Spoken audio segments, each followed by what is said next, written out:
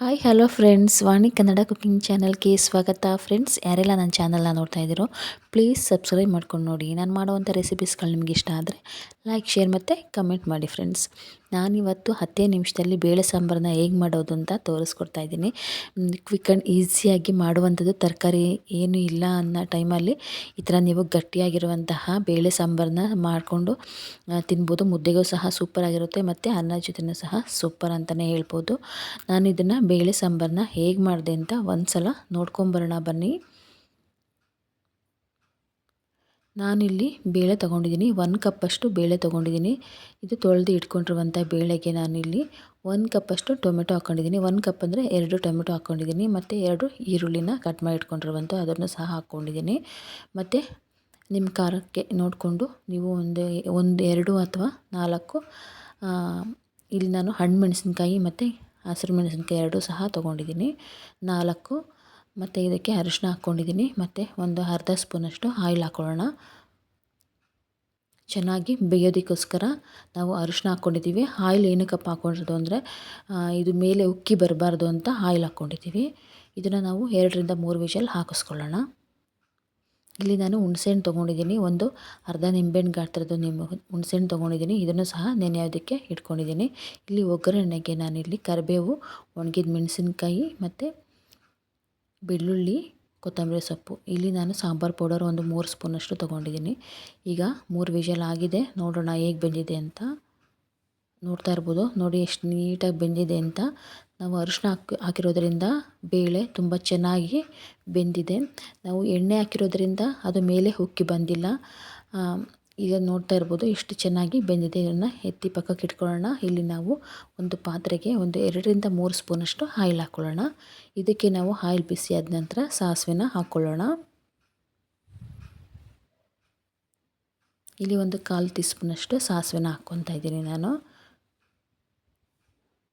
ಈಗ ಇದಕ್ಕೇ ನಾವು ಬೆಳ್ಳುಳ್ಳಿ ಹಾಕ್ಕೊಳ್ಳೋಣ. ಒಂದು 6ರಿಂದ 7 ಬೆಳ್ಳುಳ್ಳಿ ಹೆಸಳನ್ನು ಹಾಕ್ಕೊಳ್ಳೋಣ, ಜಜ್ಜಿ ಇಟ್ಕೊಂಡಿರುವಂಥದ್ದು. ಈಗ ನಾವು ಒಣಗಿದ ಮೆಣಸಿನ್ಕಾಯಿ, ಕರಿಬೇವು ಹಾಕ್ಕೊಳ್ಳೋಣ. ಇದಕ್ಕೆ ಸೂಪರಾಗಿರುತ್ತೆ ಸಾಂಬಾರು. ಒಂದು ಸಲ ನೀವು ಕೂಡ ಮನೆಯಲ್ಲಿ ಟ್ರೈ ಮಾಡಿ ನೋಡಿ. ಬೇಳೆ ಸಾಂಬಾರು ಬೇಗನೆ ಆಗುವಂಥದ್ದು, ರುಬ್ಬೋ ಅವಶ್ಯಕತೆ ಇಲ್ಲ.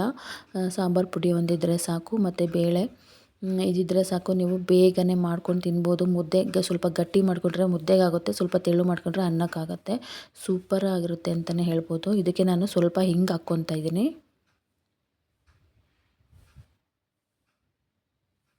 ಈಗ ನಾನು ಹುಣಸೆ ರಸ, ಏನು ಹುಣಸೆಹಣ್ಣು ನೆನೆಸಿ ಇಟ್ಕೊಂಡಿದ್ನಲ್ಲ ಅದರ ರಸನ ತೆಗೆದ್ಬಿಟ್ಟು ಇದಕ್ಕೆ ಹಾಕ್ಕೊತಾ ಇದ್ದೀನಿ. ಇದು ನೀವು ಮೀಡಿಯಮ್ ಫ್ಲೇಮಲ್ಲೇ ಇಟ್ಕೊಂಡು ಮಾಡ್ಕೊಬೇಕಾಗುತ್ತೆ. ಹೈ ಫ್ಲೇಮಲ್ಲಿ ಇಟ್ಕೊಬೇಡಿ, ಮೀಡಿಯಮ್ ಫ್ಲೇಮಲ್ಲಿ ಇಟ್ಕೊಳ್ಳಿ. ಸಾಂಬಾರು ಪೌಡರ್ ಒಂದು 2ರಿಂದ 3 ಸ್ಪೂನ್ ಅಷ್ಟಿದೆ. ಸಾಂಬಾರು ಪೌಡರ್ ಹಾಕ್ಕೊತಾ ಇದ್ದೀನಿ. ಇದನ್ನೆಲ್ಲ ಚೆನ್ನಾಗಿ ಮಿಕ್ಸ್ ಮಾಡ್ಕೊಳ್ಳೋಣ. ಈಗ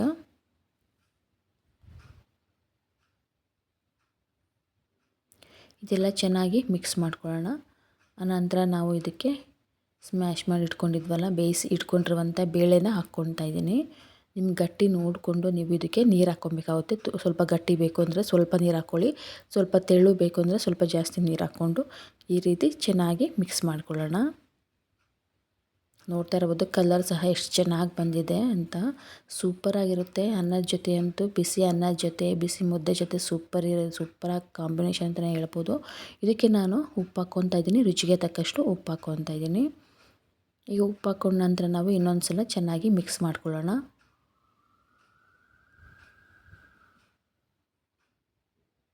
ಈಗ ನಾವು ಒಂದು 5 ನಿಮಿಷ ಬಿಟ್ಬಿಡೋಣ ಕುದಿಯೋದಕ್ಕೆ. ನೋಡ್ತಾ ಇರ್ಬೋದು ಕುದೀತಾ ಇದೆ, ಸೂಪರಾಗಿ ಬಂದಿದೆ. ಸ್ಮೆಲ್ ಕೂಡ ಸೂಪರಾಗಿದೆ ಬೇಳೆ ಸಾಂಬಾರ್ದು. ತರಕಾರಿ ಏನೂ ಇಲ್ಲ ಅನ್ನೋ ಟೈಮಲ್ಲಿ ನೀವು ಈ ಥರ ಮಾಡಿಕೊಂಡು ಇದ್ರ ಜೊತೆ ಉಪ್ಪಿನಕಾಯಿ, ಹಪ್ಪಳ ಇದ್ದರೆ ಸಾಕು, ಸೂಪರ್ ಊಟ ಅಂತಲೇ ಹೇಳ್ಬೋದು. ಸೂಪರಾಗಿರುವಂತಹ ಬೇಳೆ ಸಾಂಬಾರು ರೆಡಿಯಾಗಿದೆ. ನೀವು ಕೂಡ ನಾನು ಮಾಡಿರೋ ರೀತಿಯಲ್ಲೇ ಮಾಡಿ ನೋಡಿ, ಮನೆಯಲ್ಲೇ ಒಂದು ಸಲ ಟ್ರೈ ಮಾಡಿ. ನಾನು ಮಾಡುವಂಥ ಈ ರೆಸಿಪಿ, ಬೇಳೆ ಸಾಂಬಾರು ರೆಸಿಪಿ ನಿಮಗೆ ಇಷ್ಟ ಆಗಿದ್ದರೆ ಪ್ಲೀಸ್ ನನ್ನ ಚಾನಲ್ನ ಸಬ್ಸ್ಕ್ರೈಬ್ ಮಾಡ್ಕೊಂಡು ನೋಡಿ ಫ್ರೆಂಡ್ಸ್. ನಾನು ಮಾಡೋ ರೆಸಿಪಿಗಳು ನಿಮಗೆ ಇಷ್ಟ ಆದರೆ ಲೈಕ್, ಶೇರ್ ಮತ್ತು ಕಮೆಂಟ್ ಮಾಡಿ ಫ್ರೆಂಡ್ಸ್. Bye friends.